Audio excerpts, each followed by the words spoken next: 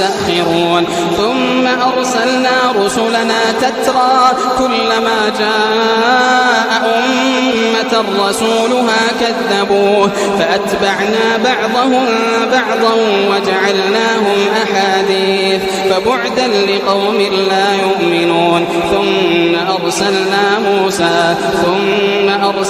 موسى وأخاه هارون بآياتنا وسلطان مبين إلى فرعون وملئه فاستكبروا وكانوا قوما عالين فقالوا